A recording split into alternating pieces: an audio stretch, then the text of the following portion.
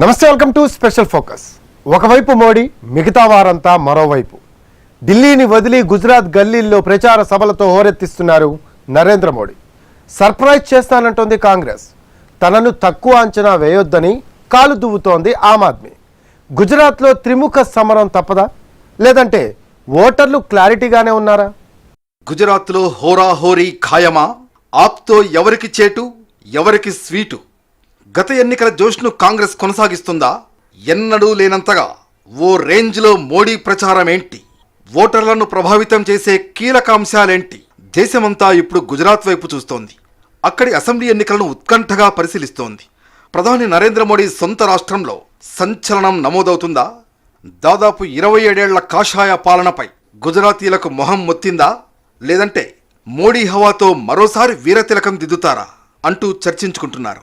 అంతేకాదు, గత అసెంబ్లీ ఎన్నికల్లో సత్తా చాటిన కాంగ్రెస్ ఈసారి అంతకు మించి అన్నట్లుగా చెలరేగి అద్భుతం సృష్టిస్తుందా అన్న డిస్కషన్ కూడా సాగుతోంది. సందట్లో సడేమియాలా ఢిల్లీ, పంజాబ్లో చీపురును ఎగరేసిన ఆమ్ ఆద్మీ గుజరాత్ను సైతం ఊడ్చేస్తానన్న మాటలు జనం మీద మంత్రంలా పనిచేస్తాయా? త్రిముఖ సమరంలో ఆప్ కింగ్ మేకర్గా అవతరిస్తుందా, లేదంటే అంతా హంగామానేనా అంటూ ఉత్కంఠ పెరుగుతోంది. ఒక్క గుజరాత్ ఎన్నిక దేశ రాజకీయాలను తన వైపు తిప్పుకుంటోంది. గుజరాత్లో మొత్తం అసెంబ్లీ స్థానాలు 182. 2 విడతల్లో ఎన్నికలు. డిసెంబర్ 1న మొదటి విడతలో 89 స్థానాలకు పోలింగ్ జరుగుతుంది. 788 మంది అభ్యర్థులు పోటీ పడుతున్నారు. అలాగే డిసెంబర్ 5న సెకండ్ ఫేజ్లో 93 స్థానాలకు పోలింగ్. 833 మంది అభ్యర్థులు అదృష్టం పరీక్షించుకుంటున్నారు. డిసెంబర్ 8న కౌంటింగ్ జరుగుతుంది. మొత్తం 182 స్థానాలకు బీజేపీ పోటీ చేస్తోంది. కాంగ్రెస్ 179 స్థానాల్లో సై అంటోంది. ఎన్నికల పొత్తులో భాగంగా 3 స్థానాలను ఎన్సీపీకి కేటాయించింది కాంగ్రెస్. అయితే దేవగఢ్ బరియా అసెంబ్లీ స్థానం నుంచి అభ్యర్థి తప్పుకోవడంతో 2 అసెంబ్లీ స్థానాల్లోనే పోటీ చేస్తోంది ఎన్సీపీ. సూరత్ ఈస్ట్ అసెంబ్లీ స్థానం నుంచి ఆప్ క్యాండిడేట్ తప్పుకోవడంతో కేవలం 181 సీట్లలోనే బరిలోకి దిగుతోంది ఆమ్ ఆద్మీ. 14 అసెంబ్లీ స్థానాల్లో ఎంఐఎం అభ్యర్థుల్ని నిలిపింది. అయితే బాపూనగర్ అసెంబ్లీ స్థానం నుంచి అభ్యర్థి తప్పుకోవడంతో 13 స్థానాలకే పరిమితమైంది ఎంఐఎం. ఇంకా చిన్నా చితకా పార్టీలు, స్వతంత్రులు పోటీ చేస్తున్నారు. 2017 ఎన్నికల్లో బీజేపీ, కాంగ్రెస్ మధ్య ప్రధానంగా పోటీ నడిచింది. 182 స్థానాల్లో కేవలం 99 సీట్లను మాత్రమే గెలిచింది బీజేపీ. 2012 ఎన్నికలతో పోల్చితే 16 సీట్లను కోల్పోయింది కమలం పార్టీ. ఇక 2017 ఎన్నికల్లోనే కాంగ్రెస్ సత్తా చాటింది. మొత్తం 77 స్థానాలను కైవసం చేసుకుని కమలానికి షాక్ ఇచ్చింది. 2012 పోల్స్ కంటే 16 సీట్లు అధికంగా గెలిచింది. ముఖ్యంగా సౌరాష్ట్ర ప్రాంతంలో తనకు తిరుగులేదని నిరూపించింది. గత ఎన్నికల్లో ఆమ్ ఆద్మీ ఉనికి అంతగా లేదు. ఇప్పుడు మాత్రం ఆప్ హడావుడి కనిపిస్తూ ఉండడంతో సమీకరణాలు మారుతున్నాయి. ఏ రకంగా చూసినా, ఎన్ని రాష్ట్రాలతో పోల్చినా గుజరాత్ పోల్స్ బీజేపీకి, అందులోనూ ప్రధాని నరేంద్ర మోడీకి, రాజకీయ చాణక్యుడు అమిత్ షాకు అత్యంత కీలకం. అత్యధిక కాలం గుజరాత్ సీఎంగా చేసి ఇప్పుడు దేశానికి ప్రధాని అయిన మోడీకి వ్యక్తిగతంగానూ ప్రాముఖ్యం. గుజరాత్ ఫలితం తేడా వస్తే మోడీ పాపులారిటీ మసకబారుతుంది. అంతేకాదు, ఇక్కడ కమలం వాడిపోతే అది దేశవ్యాప్తంగా ప్రభావం చూపిస్తుంది. విపక్షాలకు అంది వచ్చిన ఆయుధం అవుతుంది. అందుకే ఎన్నడూ లేనంతగా ప్రధాని నరేంద్ర మోడీ గుజరాత్ ఎన్నికలను ప్రతిష్టాత్మకంగా తీసుకున్నారు. గుజరాత్ షెడ్యూల్కు ముందే శంకుస్థాపనలు, ప్రారంభోత్సవాలతో సగం ప్రచారం పూర్తి చేశారు మోడీ. అభివృద్ధి పనులు, పథకాలతో గుజరాత్ ప్రజల మూడ్ను తన వైపు తిప్పుకున్నారు. డబుల్ ఇంజిన్ సర్కార్, అందులోనూ గుజరాత్ లీడరే ఢిల్లీలో ఉంటే రాష్ట్రానికి ఢోకా ఉండదన్నట్లుగా డెవలప్మెంట్ ప్రాజెక్ట్స్ పట్టాలెక్కించారు. పోల్ డేట్ వచ్చాక వారంలో అత్యధిక రోజులు గుజరాత్ క్యాంపెయిన్లోనే గడిపేస్తున్నారు. గుజరాత్ సీఎం భూపేంద్ర పటేల్ను సైతం పక్కన పెట్టి అంతా తానే వ్యవహరిస్తున్నారు. నవంబర్ 6న గుజరాత్లో ఎన్నికల ప్రచారాన్ని ప్రారంభించారు మోడీ. ప్రతి ఎన్నికల్లో ఏదో ఒక ట్రంప్ కార్డు ప్రయోగించే మోడీ ఈసారి గుజరాత్ ఆత్మగౌరవాన్ని అస్త్రంగా ప్రయోగిస్తున్నారు. తాను గుజరాత్ను నిర్మించాలని చెబుతున్నారు. వచ్చే 25 ఏళ్ల రాష్ట్ర భవిష్యత్తును ఈ ఎన్నికలు తేల్చబోతున్నాయని ప్రసంగించారు. గుజరాత్ను అవమానించిన నర్మదా బచావో ఆందోళన ఉద్యమకారిణి మేధా పాట్కర్తో రాహుల్ గాంధీ భారత్ జోడో యాత్రలో పాల్గొంటున్నారని వ్యాఖ్యానించారు. అటు కాంగ్రెస్ కూడా గుజరాత్ పోరును ప్రతిష్టాత్మకంగా తీసుకుంది. గత ఎన్నికల జోరును కొనసాగిస్తామన్న ధీమాతో ఉంది. గుజరాత్ పీసీసీ ప్రెసిడెంట్ జగదీష్ ఠాకర్ ఎన్నికల ప్రచారాన్ని హోరెత్తిస్తున్నారు. ఢిల్లీ నుంచి కాంగ్రెస్ సీనియర్ నాయకులు క్యాంపెయిన్లో పాల్గొంటున్నారు. కాంగ్రెస్ అగ్రనేత రాహుల్ గాంధీ భారత్ జోడో యాత్ర గుజరాత్లో లేకపోయినా కాంగ్రెస్కు బూస్టింగ్ అవుతుందని నమ్ముతోంది. జోడో యాత్రకు బ్రేక్ ఇచ్చి రాహుల్ గాంధీ ప్రచారంలో పాల్గొంటారని క్యాడర్ చెబుతోంది. 2017 ఎన్నికల్లో గుజరాత్లో కాంగ్రెస్ ఆ రేంజ్లో సత్తా చాటడానికి రాహుల్ గాంధీ ప్రచారం, వ్యూహాలే కారణమన్న విశ్లేషణలు సాగాయి. ఇప్పుడు కూడా జోడో జోష్లో ఉన్న రాహుల్ గుజరాత్లో క్యాంపెయిన్ చేస్తే సమీకరణాలు మారొచ్చని గుజరాత్ కాంగ్రెస్ నేతలు లెక్కలేస్తున్నారు. ఆమ్ ఆద్మీ గుజరాత్లో హడావుడి చేస్తోంది. ఢిల్లీ మోడల్ అంటూ పంజాబ్లో జెండా ఎగరేసిన ఆప్ అదే కాన్ఫిడెన్స్తో గుజరాత్లో దూకుతోంది.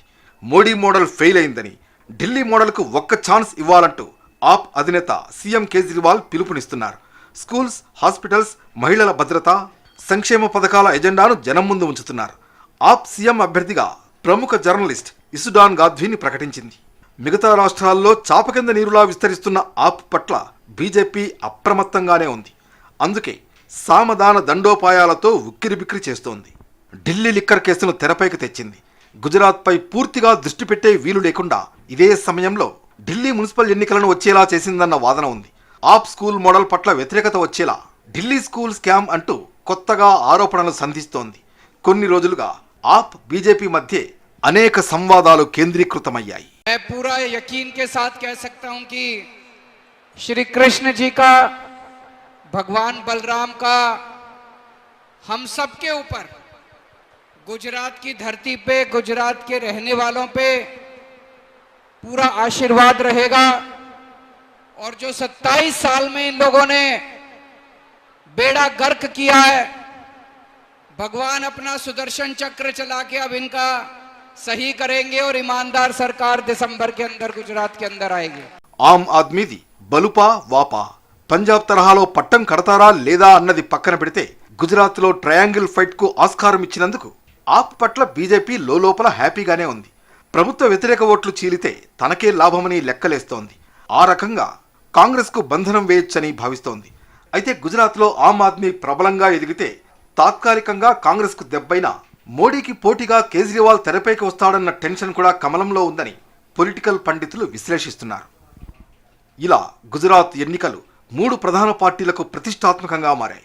వార్ వన్ సైడ్ అంటూ కమలం కాన్ఫిడెంట్గా కనిపిస్తున్న సమీకరణాలు, మోడీతో సహా కేంద్ర మంత్రివర్గం మోహరింపులతో కాషాయ దళంలోనూ ఏదో మూలన అలజడి ఉందని అర్థాలొస్తున్నాయి. గుజరాత్లో బీజేపీకి అంతా ఓకేనా? ఎక్కడో కీడు శంకిస్తోందా? అందుకే భారీగా శంకుస్థాపనలు, ప్రారంభోత్సవాలు, పథకాల కాలికి బల్పం కట్టుకొని మోడీ ప్రచారాల?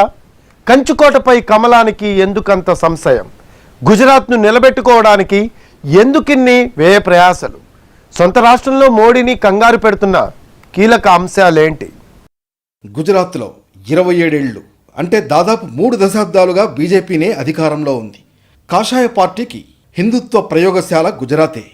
హ్యాట్రిక్ విజయంతో బలమైన నేతగా ప్రొజెక్ట్ అయి గుజరాత్ గల్లీ నుంచి ఢిల్లీలో అడుగుపెట్టారు నరేంద్ర మోడీ. మరి అలాంటి గుజరాత్ ఎన్నికల్లో గెలుపుకు చెమటోడ్చడానికి చాలా కారణాలున్నాయి. అందులో మొదటి కారణం కాంగ్రెస్కు తోడు ఆమ్ ఆద్మీ బరిలో ఉండడం. అలాగే కరోనా తర్వాత ఆర్థిక, సామాజిక పరిస్థితులు, చుక్కలు తాకుతున్న పెట్రోల్, డీజిల్, నిత్యావసరాల ధరలు, గుజరాత్లో పెరుగుతున్న నిరుద్యోగం, ఇలా అనేక సమస్యలతో పాటు ప్రభుత్వంపై వ్యతిరేకత. దీనికి తోడు కాంగ్రెస్, ఆప్ ఆకర్షణీయ హామీలు కమలాన్ని కంగారు పెట్టిస్తున్నాయి. సరిగ్గా ఎన్నికల ముందు మోర్బీలో తీగల వంతెన కూలడం, 150 మంది దాకా చనిపోవడం గుజరాత్ బీజేపీకి బీపీ పెంచుతోంది. కార్పొరేట్లతో ప్రభుత్వం కుమ్మక్కైందని విపక్షాలు ఆయుధంగా ప్రయోగిస్తున్నాయి. బిల్కిస్ బానో అత్యాచారం దోషుల విడుదల కూడా బీజేపీకి మైనస్గా పరిణమించే అవకాశం ఉంది. దీనికి తోడు హత్య కేసులో శిక్ష పడ్డ వారిని సంస్కారులు అని పొగిడిన గోద్రా ఎమ్మెల్యే చంద్రసింగ్ రవుల్జీకి మళ్లీ టికెట్ ఇచ్చారు. గుజరాత్ మోడల్ అంటూ నరేంద్ర మోడీ దేశమంతా ఆకర్షించిన క్షేత్రస్థాయిలో పరిస్థితులు అందుకు భిన్నంగా ఉన్నాయంటూ అనేక నివేదికలు వెల్లడిస్తున్నాయి. ఇప్పటికీ గ్రామీణ ప్రాంతాల్లో విద్య, వైద్య సౌకర్యాలు అంతగా లేవు. వరదల వల్ల నష్టపోయిన రైతులకు 2 ఏళ్లుగా పరిహారం చెల్లించకపోవడంతో ఆ వర్గం ఆగ్రహంగా ఉంది. విద్యుత్ ఛార్జీల మోత కూడా మైనస్గా మారింది. ప్రాజెక్టుల కోసం బలవంతంగా భూసేకరణ చేశారని బాధితులు ఆరోపిస్తున్నారు. మానవ అభివృద్ధి సూచీలో గుజరాత్ స్థానం 21. అంటే మణిపూర్, నాగాలాండ్ల కంటే గుజరాతే వెనకబడి ఉంది. స్థిరమైన అభివృద్ధి లక్ష్యాల విషయంలో గుజరాత్ ప్లేస్ 10. ఆకలి సూచీలో 18వ స్థానం. పేదరిక నిర్మూలన విషయంలో 16వ స్థానం. స్వచ్ఛమైన ఇంధనం విషయంలో 19వ స్థానం. నాణ్యమైన విద్య విషయంలో 17వ స్థానంలో ఉందని స్వయంగా నీతి ఆయోగే తన నివేదికలో తెలిపింది. కోవిడ్ సమయంలో గుజరాత్లో దాదాపు 1,00,000 మందికి పైగా మరణించడం వంటి విషయాలు జనం మర్చిపోలేదు. మోడీ గుజరాత్ సీఎం నుంచి పీఎం పోస్ట్కి వెళ్ళాక మొత్తం 3 సీఎంలు మారారు. ఆనందీబెన్ పటేల్, తర్వాత విజయ్ రూపానీ, ఇప్పుడు భూపేంద్రభాయ్ పటేల్ ఉన్నారు. ఏ క్షణమైనా భూపేంద్ర పటేల్ను కుర్చీ దింపేస్తారన్న ప్రచారం గుజరాత్లో ఉంది. దీంతో ఆయనే సీఎంగా ఉంటారంటూ స్వయంగా మోడీ, అమిత్ షాలు చెప్పాల్సి వస్తోంది. భూపేంద్ర పటేల్పై అనేక ఆరోపణలున్నాయి. దీంతో తనను చూసి ఓటేయాలంటూ మోడీ చెప్పుకోవాల్సిన పరిస్థితి ఏర్పడింది. రాజకీయ చాణక్యుడైన అమిత్ షా కేంద్ర హోంమంత్రిగా అన్ని పనులు పక్కన పెట్టి గుజరాత్ పైనే ఫోకస్ చేశారు. వివిధ రాష్ట్రాల ముఖ్యమంత్రులు, కేంద్ర మంత్రులు రంగంలోకి దిగి వీధి వీధినా ప్రచారం చేస్తున్నారు. యూపీ సీఎం యోగి ఆదిత్యనాథ్ హిందుత్వ నినాదాలతో పోలరైజేషన్కు ప్రయత్నిస్తున్నారు. ఇక ఢిల్లీలో శ్రద్ధా వాకర్ను 35 ముక్కలు చేసిన ఆఫ్తాబ్ గురించి కూడా గుజరాత్ ఎన్నికల ప్రచారంలో వాడుకుంటోంది బీజేపీ. లవ్ జిహాద్కు వ్యతిరేకంగా చట్టం చేయాలని గుజరాత్ ఎన్నికల ప్రచారంలో అస్సాం సీఎం హిమంత బిస్వా హోరెత్తించారు. తన కంచుకోటలో ఎంతగా చెమటోడుస్తోంది బీజేపీ. 8 నెలలుగా మోడీ, అమిత్ షాలు గుజరాత్పై ప్రత్యేక ఫోకస్ పెట్టారు. ప్రతికూలతలను అధిగమించేందుకు రంగంలోకి దిగారు.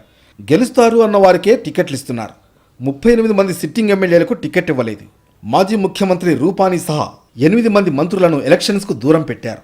13 మంది కాంగ్రెస్ మాజీ అభ్యర్థులకు సీట్లు ఇచ్చింది కమలం. పట్టీదారులకు ఉపాధి, విద్యావకాశాల కోసం ఉద్యమం చేసిన కాంగ్రెస్ నేత హార్దిక్ పటేల్ను బీజేపీలో చేర్చుకుని టికెట్ ఇచ్చారు. క్రికెటర్ రవీంద్ర జడేజా సతీమణికి స్థానం కేటాయించారు. యువత, ముఖ్యంగా నిరుద్యోగులు ఆమ్ ఆద్మీ ఆకర్షణలో పడకుండా ఎలక్షన్స్కు ముందు 2 భారీ ప్రాజెక్టులను గుజరాత్కు తీసుకొచ్చారు మోడీ. 1,50,000 కోట్ల విలువైన వేదాంత ఫోక్స్కాన్, టాటా ఎయిర్ బస్ ప్రాజెక్టులను మహారాష్ట్ర నుంచి గుజరాత్కు క్యూ కట్టేలా చేశారు. ఉచితాలు, సంక్షేమ పథకాలంటే పన్ను చెల్లించే వారి ధనాన్ని వేస్ట్ చేయడమేనని చెప్పే ప్రధాని మోడీ గుజరాత్ గెలుపు కోసం అదే సంక్షేమ బాట పట్టారు. కేజ్రీవాల్ వెల్ఫేర్ వలలో జనం చిక్కకుండా బీజేపీనే స్వయంగా పథకాలు వడ్డిస్తోంది. మహిళలకు ఉచితంగా సైకిళ్లు, స్కూటర్లు ఇస్తామని తెలిపింది కమలం. ఉచితంగా ఎల్పీజీ సిలిండర్లు సరఫరా చేస్తామంటోంది. ఉచిత విద్యుత్, మెరుగైన విద్య, ఆరోగ్య వసతులు, ప్రభుత్వ ఉద్యోగులకు నజరానాలు ప్రకటించిన ఆప్తో పోటీ పడుతోంది బీజేపీ. ఇలా గుజరాత్లో గెలుపు కోసం అష్ట కష్టాలు పడుతోంది కమలం. అలాగని గుజరాత్లో చెప్పుకోదగ్గ వ్యతిరేకత లేదు, ఓడిపోయేంత పరిస్థితులు లేవు, గెలుపుపై చింత లేదు, అలాగని నిశ్చింత లేని పరిస్థితి. ఢిల్లీతో పాటు ప్రపంచ వేదికలపై వెలిగిపోతున్న మోడీని చూసి గుజరాతీలు ఇంకా మురిసిపోతున్నారు. टाइम पे नरेंद्र मोदी थे, सीएम थे यहाँ के, बरोबर है. उनको थोड़ा बदनाम किया था, मगर पब्लिक समझदार है यार. राजकारण को ऐसे नहीं मानती, मगर जो पक्ष मजबूत है उसको बीजेपी को वोट करेगी. कोई भी देश में जाके खड़े हो जाओ, बोलो भाई अहमदाबाद से बिलोंग करते, तो तुरंत बोलते कि भाई मोदी साहब के गांव के आए. हाँ, इतना अहमदाबाद का प्रभाव बढ़ गया. जो पूछना है, पीछे खड़े राहुल गांधी का, वो अभी वो क्या पक्ष थोड़ा नबला हो गया, उनके पास राज करने वाले कोई नहीं. अभी समझ लो शंकर जी वाघेला थे, जाता था. कांग्रेस की बात कम चल रही है. आम आदमी झाड़ू मार के निकल जाता है. महंगाई इतनी है, एक भी मुद्दे पे कोई काम कर नहीं रहे, ये सब समस्या है. भाजपा आएगी, कुछ भी कर रहे, हारे या जीते, कुछ भी करके भाजपा आएगी. కానీ బీజేపీ భయమంతా కాంగ్రెస్ మరింత పుంజుకుంటుందన్న ఆందోళన, ఆమ్ ఆద్మీ మోడల్ పట్ల జనం ఆకర్షితులవుతారన్న కంగారు. అందుకే చిన్న పామునైనా పెద్ద కర్రతో కొట్టాలన్నట్లుగా ఏకంగా ప్రధాని మోడీ గుజరాత్ అసెంబ్లీ ఎన్నికల ప్రచారంలోకి దిగారు. బీజేపీని కాస్తో కూస్తో కంగారు పెట్టేంతగా కాంగ్రెస్, ఆమ్ ఆద్మీల కథేంటి? 182 సీట్లలో ఎన్ని స్థానాల్లో కాషాయానికి ఛాలెంజ్ విసరబోతున్నాయి? ట్రయాంగిల్ ఫైట్తో బీజేపీకి లాభం చేకూరుస్తాయా, లేదంటే ఆమ్ ఆద్మీకి గ్రౌండ్ లెవెల్లో అందరూ ఊహిస్తున్న సీను లేదా? ఇక కాంగ్రెస్ ఆప్లకు గుజరాత్లో ఉన్న సత్తా ఎంత? గుజరాత్లో మొదటి నుంచి కాంగ్రెస్ పడుతూ లేస్తూ వస్తోంది. నరేంద్ర మోడీ తన వ్యూహ ప్రతివ్యూహాలతో గుజరాత్లో కాంగ్రెస్ను బాగా ఇబ్బంది పెట్టినా గ్రాస్ రూట్లో హస్తం పార్టీకి చెక్కు చెదరని బలం ఉంది. గత అసెంబ్లీ ఎన్నికల్లో ఆ పార్టీకి వచ్చిన సీట్లే అందుకు ఉదాహరణ. 2017 గుజరాత్ అసెంబ్లీ ఎన్నికల్లో బీజేపీకి కాంగ్రెస్కు మధ్య సీట్ల తేడా కేవలం 22. అంటే కాషాయ పార్టీకి దాదాపు దగ్గరగా వచ్చింది. బీజేపీకి 49% ఓటింగ్ వస్తే కాంగ్రెస్కు 41% దక్కింది. కమలానికి గట్టి పోటీ ఇచ్చింది కాంగ్రెస్. నగరాలు, పట్టణాల్లో బీజేపీ 80% సీట్లు గెలుచుకున్న మిగిలిన 127 సీట్లలో 70 కాంగ్రెస్కు వచ్చాయి. ముఖ్యంగా నార్త్ గుజరాత్, సెంట్రల్ గుజరాత్, ఆదివాసీ ప్రాంతాలు, తీర ప్రాంతంలో కాంగ్రెస్ బలంగా ఉంది. ఇప్పటికీ చొచ్చుకుపోతోందన్న చర్చ జరుగుతోంది. కాంగ్రెస్ను తక్కువ అంచనా వేయొద్దు, చాలా సైలెంట్గా వారు పనిచేసుకుంటూ పోతున్నారంటూ స్వయంగా ప్రధాని మోడీ బీజేపీ నేతల సమావేశంలో చెప్పారంటే అర్థం చేసుకోవచ్చు. గుజరాత్ కాంగ్రెస్కు బలమైన నాయకత్వం లేని మాట వాస్తవం. కానీ క్యాడర్ మాత్రం స్ట్రాంగ్గా ఉంది. స్ట్రాటజిస్ట్గా పేరున్న అహ్మద్ పటేల్ 2 ఏళ్ల క్రితం మరణించడం హస్తం పార్టీకి పెద్ద లోటే. ప్రస్తుత గుజరాత్ పీసీసీ చీఫ్ జగదీష్ తన వంతు ప్రయత్నం చేస్తున్నారు. రాహుల్, ప్రియాంక, సోనియా ప్రచారాలపై మరిన్ని ఆశలు పెట్టుకున్నారు. 16 మంది కాంగ్రెస్ ఎమ్మెల్యేలు పార్టీని వీడి బీజేపీలో చేరినా అదిరేది లేదంటోంది. గుజరాత్లో కాంగ్రెస్కు అనేక అంశాలు కలిసొచ్చేలా ఉన్నాయని రాజకీయ పండితులు విశ్లేషిస్తున్నారు. దశాబ్దాలుగా ప్రతిపక్ష పాత్రకే కాంగ్రెస్ పరిమితం కావడంతో సానుభూతి ఉంది. దాదాపు 40% స్థిరమైన ఓటు బ్యాంకు, దళిత, ఆదివాసీ, ముస్లింల ఓట్లు కాంగ్రెస్ వైపే ఉన్నాయి. బీజేపీ మీద ఆగ్రహం, అసంతృప్తితో ఉన్న పటీదారులను తన వైపు తిప్పుకుంటే కాంగ్రెస్ బలీయ శక్తి అవుతుందని పొలిటికల్ అనలిస్టులు అంచనా వేస్తున్నారు. అయితే కాంగ్రెస్ పార్టీ అంటేనే కలహాల కాపురం. గుజరాత్ కాంగ్రెస్లో ముఠాలు అన్నీ ఇన్ని కావు. లీడర్ల మధ్య సఖ్యత లేదు. రాష్ట్ర స్థాయిలో ఆకట్టుకునేంతగా బలమైన నేత లేకపోవడం కూడా మైనస్సే. దీనికి తోడు ఆమ్ ఆద్మీ రంగప్రవేశం కాంగ్రెస్ ఓటు బ్యాంకును దెబ్బతీసే అవకాశం ఉంది. గుజరాత్ ఎన్నికల్లో ఆమ్ ఆద్మీ గురించి చర్చ బాగా జరుగుతోంది. పంజాబ్లో విజయంతో ఎనలేని ఉత్సాహంతో ఉంది. ఢిల్లీ మోడల్ను చూపుతోంది. కాంగ్రెస్కు ప్రత్యామ్నాయంగా ఎదగాలని కేజ్రీవాల్ అనేక వ్యూహాలు రచిస్తున్నారు. బీజేపీ, కాంగ్రెస్ ఒక్కటేనని అంటున్నారు. ఆ 2 పార్టీల పాలన చూశారు. ఆప్కు అవకాశం ఇవ్వాలని పిలుపునిస్తున్నారు. ఢిల్లీ, పంజాబ్ తరహాలోనే సంక్షేమ పథకాలను వండివారుస్తోంది. నిరుద్యోగులకు 3,000 రూపాయల నిరుద్యోగ భృతి ప్రకటిస్తామని మేనిఫెస్టోలో ప్రకటించింది. పంజాబ్లో లక్షలాది మంది మహిళల్ని ఆకర్షించిన 1,000 రూపాయల పెన్షన్ నినాదం కూడా ప్రయోగిస్తోంది. 300 యూనిట్ల ఉచిత విద్యుత్ ఇస్తామంటోంది. ఇలాంటి మేనిఫెస్టోతో బీజేపీ అర్బన్ ఓటు బ్యాంకుకు ఆప్ గండి కొట్టడం ఖాయమంటున్నారు విశ్లేషకులు. గుజరాత్లో ఆమ్ ఆద్మీ పార్టీ నిజంగా చెప్పుకోదగ్గ స్థాయిలో ఉందా, లేదంటే కేవలం హడావుడేనా అన్నది ఎన్నికల్లోనే తేలుతుంది. క్షేత్రస్థాయిలో ఆప్కు బలమైన పునాదులు లేవు. ప్రజాదరణ కలిగిన స్థానిక నేతలు లేరు. గుజరాత్ రాజకీయాలకు కొత్త పార్టీ. కొన్నాళ్లుగా ఆప్ మీద లిక్కర్ ఆరోపణలతో పతాక స్థాయి వార్తలు. ఇవన్నీ ఆప్కు మైనస్లేనంటున్నారు రాజకీయ పండితులు. చీపురు పార్టీకి సీనుందా లేదా అన్న విషయం పక్కన పెడితే గుజరాత్లో ప్రభుత్వ వ్యతిరేక ఓటును ఎంతో కొంత చీల్చడం మాత్రం ఖాయం. ఇది బీజేపీకే లాభంగా మారుతుంది. ఆప్ పరోక్షంగా తమకే మేలు చేస్తుందని కమలం నేతలు లెక్కలేస్తున్నారు. త్రిముఖ సమరంతో మరోసారి పీఠం దక్కుతుందని భావిస్తున్నారు. దీనికి తోడు ఇప్పటికీ చెక్కు చెదరని మోడీ పాపులారిటీని నమ్ముతోంది. సొంత రాష్ట్రంలో ఓడిస్తే మోడీకి అవమానమని సెంటిమెంట్గా కూడా ఫీల్ అవుతోంది. సర్వేలు కూడా బీజేపీకి పట్టం కడుతున్నాయి. అయితే ల్యాండ్ స్లైడ్ విక్టరీ మాత్రం రాదని కూడా చెబుతున్నాయి. ఆప్ బలం నిజంగా బలం కాకుంటే, గుజరాత్ జనం గుర్తించకుంటే కాంగ్రెస్కే లబ్ధి చేకూరుతుంది. కమలం టెన్షన్ కూడా అదే. అందుకే గుజరాత్లో పవర్ను నిలబెట్టుకునేందుకు మోడీ, అమిత్ షాలు ఆపసోపాలు పడుతున్నారు. తమ పంథాకు విరుద్ధంగా సంక్షేమ బాట పడుతున్నారు. మరి నిజంగా ట్రయాంగిల్ ఫైట్తో బీజేపీకి లాభం చేకూరుతుందా, లేదంటే గుజరాతీల మనసుల్లో సంచలన తీర్పు ఏమైనా దాగుందా? డిసెంబర్ 8న తేలిపోతుంది.